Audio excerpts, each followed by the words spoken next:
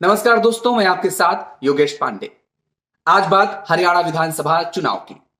हरियाणा में भारतीय जनता पार्टी ने आज विधानसभा की कुल 90 सीटों में से 67 सीटों पर उम्मीदवारों की पहली लिस्ट जारी कर दी है। इसमें 17 विधायकों और 8 मंत्रियों को भारतीय जनता पार्टी ने दोबारा टिकट दिया है। पहली लिस्ट में 8 महिलाओं को भी भारतीय जनता पार्टी ने उम्मीदवार बनाया है। तो यह पहली लिस्ट बीजेपी की आज जारी हुई है और इस लिस्ट में मुख्यमंत्री नायब सिंह सैनी को करनाल की जगह दरअसल बीजेपी कुरुक्षेत्र की लाडवा सीट से चुनाव लड़वा रही है। भारतीय जनता पार्टी ने रानिया सीट से बिजली मंत्री रणजीत चौटाला का टिकट काट दिया है। अनिल विज को अंबाला कैंट से भारतीय जनता पार्टी ने टिकट दिया है और हरियाणा की सभी 90 सीटों पर एक फेज में चुनाव होने हैं। यह आपको पता होगा, 5 अक्टूबर को हरियाणा में मतदान होना है और रिजल्ट 8 अक्टूबर को आएंगे। 8 अक्टूबर को ही रिजल्ट जम्मू कश्मीर विधानसभा चुनाव के भी आने हैं। विधानसभा चुनाव 2019 में बीजेपी और जननायक जनता पार्टी के गठबंधन ने राज्य में सरकार बनाई थी, यानी हरियाणा में सरकार बनाई थी। बहरहाल अब 2024 में हो रहे विधानसभा चुनाव में भारतीय जनता पार्टी के उम्मीदवारों की ये पहली लिस्ट की खास बातें क्या है, वो यहां पर जानना बेहद जरूरी हो जाता है, क्योंकि बीजेपी की रणनीति भी बड़ी दिलचस्प होती है। तो अब समझिए, दरअसल हिसार से टिकट की दावेदारी जता रहे नवीन जिंदल परिवार को भारतीय जनता पार्टी ने बड़ा झटका दिया है। यहां से मौजूदा विधायक मंत्री कमल गुप्ता को एक बार फिर से भारतीय जनता पार्टी ने टिकट दिया है। कमल गुप्ता को चुनावी मैदान में उतारा है और 3 दिन पहले भारतीय जनता पार्टी में शामिल हुई अंबाला की मेयर शक्ति रानी शर्मा को कालका से भारतीय जनता पार्टी ने उम्मीदवार बनाया है। और अगर हम रतिया सीट का जिक्र करते हैं तो रतिया सीट से पूर्व सांसद सुनीता दुग्गल को टिकट दे दिया गया है भारतीय जनता पार्टी की तरफ से।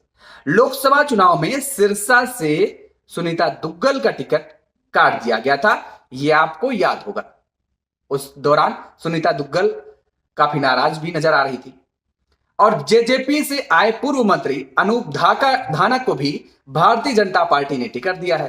अनूप धानक को उकलाना सीट से भारतीय जनता पार्टी चुनावी मैदान में उतार चुकी है। और तोशाम से कांग्रेस छोड़ भारतीय जनता पार्टी में आई किरण चौधरी की बेटी श्रुति चौधरी को भी भारतीय जनता पार्टी ने अपना उम्मीदवार बनाया है। श्रुति चौधरी का इस पहले लिस्ट में नाम शामिल है। अटेली से केंद्रीय राज्य मंत्री राव इंद्रजीत की बेटी आरती राव को भी भारतीय जनता पार्टी ने टिकट दिया है। यानी भारतीय जनता पार्टी बड़ी ही रणनीतिक तौर पर टिकट का बंटवारा किया है। जजपा छोड़ कांग्रेस से टिकट न मिलने पर भारतीय जनता पार्टी में आए पूर्व मंत्री देवेंद्र बबली को टोहाना से टिकट भारतीय जनता पार्टी ने दिया है। यहां पर एक बात देखने वाली है कि आयातित नेता जो हैं उनको टिकट मिल रहे हैं बीजेपी की तरफ से। तो ये तो रही टिकट बंटवारे की कुछ खास बातें, लेकिन टिकट बंटवारे से इतर यह भी समझना बेहद जरूरी हो जाता है कि हरियाणा में 2 बार से 2 टर्म से भारतीय जनता पार्टी की सरकार है। सरकार को एंटी इनकम्बेंसी का भी खतरा है क्या, और अगर है तो कितना, और बीजेपी इसके लिए रणनीति क्या कर रही है।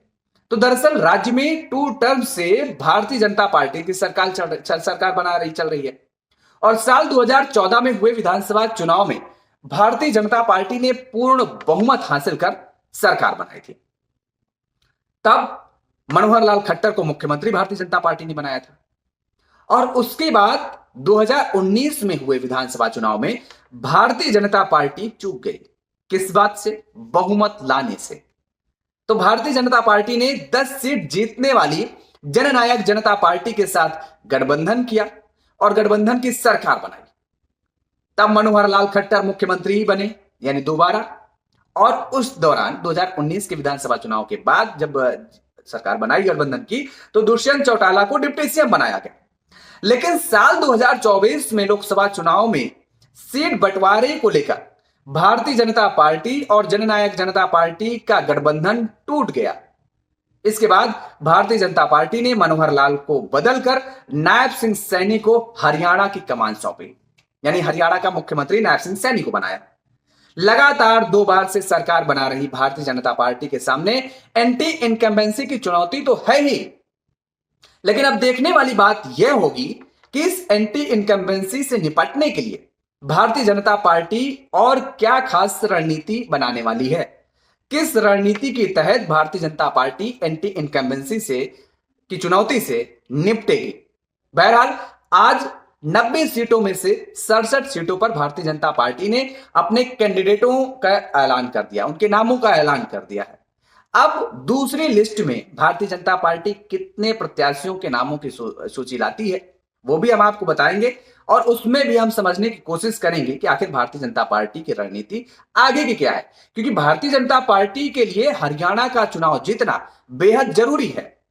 भारतीय जनता पार्टी दरअसल केंद्र में और जिन राज्यों में सरकार है, क्योंकि तीसरे टर्म्स में एक बार फिर से भारतीय जनता पार्टी ने केंद्र में सत्ता पर काबिज हुई है, और अब भारतीय जनता पार्टी लगातार हरियाणा में क्योंकि दावा करती रही है कि जनहितैषी सरकार है, जनता के लिए काम करती रही है, और हरियाणा विधानसभा चुनाव एक बड़ा मैसेज देने वाला है आगे आने वाले अन्य राज्यों के विधानसभा चुनाव को लेकर के उनके लिए। जैसे महाराष्ट्र का भी हम जिक्र करते हैं तो उसके लिए, क्योंकि महाराष्ट्र के अभी चुनाव को लेकर के तारीखों का ऐलान नहीं हुआ है। हालांकि कांग्रेस भी बेहद सक्रिय तरीके से हरियाणा का विधानसभा चुनाव लड़ने की पूरी तैयारी कर रही है, पूरी रणनीति भी बनाती नजर आ रही है।